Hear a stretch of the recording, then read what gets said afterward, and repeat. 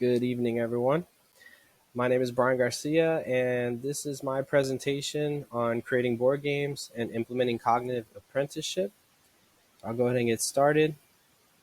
So, just to give an overview of the project that I facilitated, I worked with my high school students in my ACE Thinking Skills course, which is an advanced course. So, these are mostly juniors and seniors, very high achieving students. I put them in groups of 2 to 5, and really what the focus was for them to create board games. And a big part of this course in ACE Thinking Skills is to practice critical thinking skills, implement logic, reasoning, uh, different kind of strategies. And so one of the things that we do in the course is every Friday we play board games. And so with that idea and them practicing and having fun playing board games, I thought of this project and implementing it where they actually had to create these board games, which was pretty cool. I think you guys will enjoy some of the artifacts and projects that were created. And then, really, the focus of this particular project was to look at the implementation of cognitive apprenticeship with these high schoolers going down to the middle school and showing the board games that they made to the middle schoolers and actually teaching them the game and helping them build these school skills of critical thinking, logic, and reasoning. So it's just a brief overview, and we'll see that there's a bunch of different components of different learning theories that we've actually touched base on. So as far as the learning environment, this took place in Pembroke Pines Charter High School or Academic Village, so it's a combination of middle and high school. This top picture, you could see my high schoolers working on their projects, and down at the bottom, you can actually see a couple of my high schoolers working with a middle school student, and that's actually also the principal who stopped by to participate and just check out the games and see how they went. So I was very appreciative of his support, and he seemed to enjoy the games as well. So it took place in two different classrooms. The creation of the board games in my room, and then the implementation of the mentorship downstairs in the middle school classroom. Both classrooms had large tables, which allowed for collaboration, and we also had to implement different kind of learning management systems like Focus and Canvas to relay information, gather data through Google Sheets and surveys because my students implemented surveys as well. But teachers and administrators circulated throughout the room, and we definitely had engaging, robust learning throughout. It was a very fun experience, and my students really liked it as well. So, as far as the really two groups that we worked with, I considered the facilitators of the activity my high schoolers because they actually created the game, but they were the ones that went through the cognitive apprenticeship portion and sat down and worked with the middle schoolers. So here you can actually see one of my top students who implemented a game that had to do with Wall Street and stocks and finances, which I thought it was going to be a little bit complicated for the middle schoolers, but he did an excellent job explaining, and he had this group really engaged, and kind of you could see him sitting in the middle. He almost was like a game show host, which was pretty cool. But you can see the breakdown as far as 27 high schoolers, and then I had 24 middle school students. But again, the focus of my study for this project was the diversity focus with students with disabilities in the middle school classroom. I had high achieving students in my ACE Thinking Skills course, and the class that they went down to in the middle school, this was actually an inclusion classroom, so it had a lot of students with IEPs and also 504 plans, so it just fit in very well with what we were trying to accomplish with this project, um, which was to hone in on a diversity focused group. So let me go ahead and continue.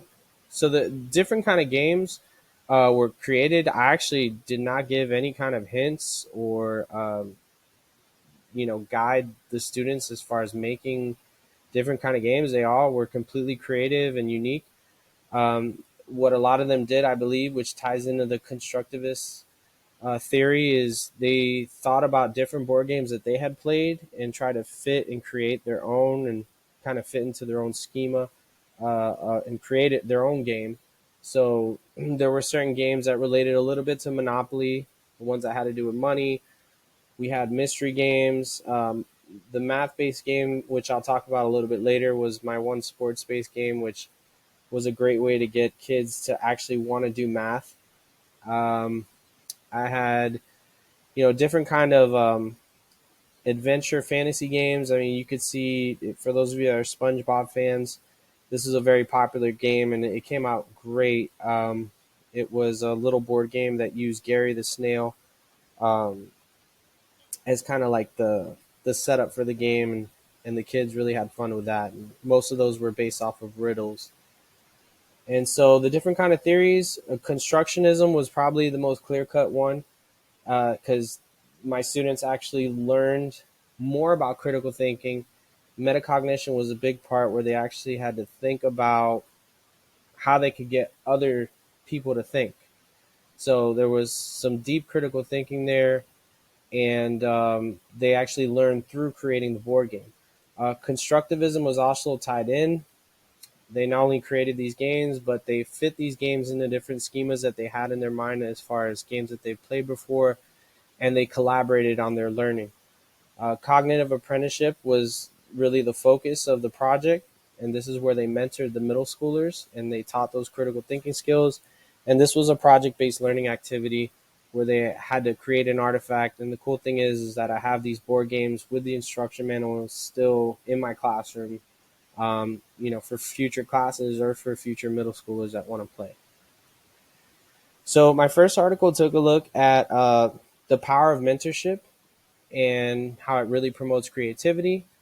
Um, it assisted in the mastery of different kind of skills, promoted intellectual accomplishment, and I thought it was a great article to kind of tie in this relationship between my high schoolers and the middle schoolers, and it gave a lot of insightful information if I wanted to continue establishing, something moving forward between my high schoolers and the middle schoolers downstairs. The second one was a great article. It spoke about fully including students who experience multiple disabilities. As I mentioned, this middle school classroom was an inclusion classroom, and a lot of these students had a lot of these students had a lot of disabilities, and so with this article, it kind of showed and gave insight into the strengths of establishing like a buddy system, um, providing those opportunities for these students to collaborate with other students. And in this case, the middle schoolers, they just really look up to the high schoolers. There was a sense of excitement between them when they saw them come in. And, the article kind of honed in on that and how it promotes engagement and the zone of proximal development where they're learning from each other.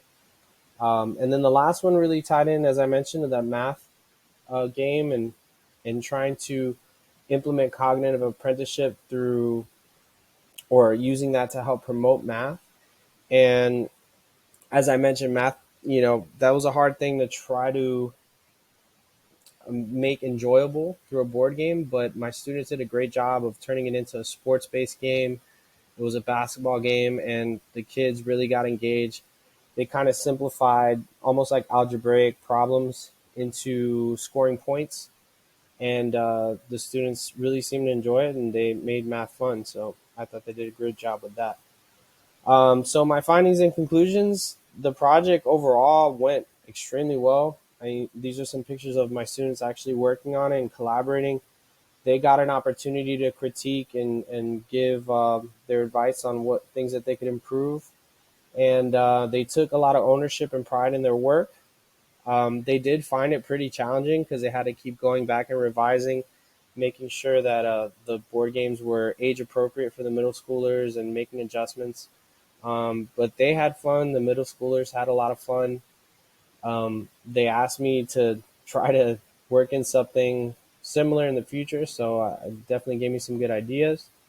And the main thing, and really what the objective was, is that it promoted a lot of these skills that they need to know in this course, which again was critical thinking, logic, reasoning, strategy. those kind of skills. So not only were they able to sharpen those skills, but they also were able to instill some of those skills through their cognitive apprenticeship with these students with disabilities. Here are my references, and I hope you guys enjoyed. Thank you. Have a good night.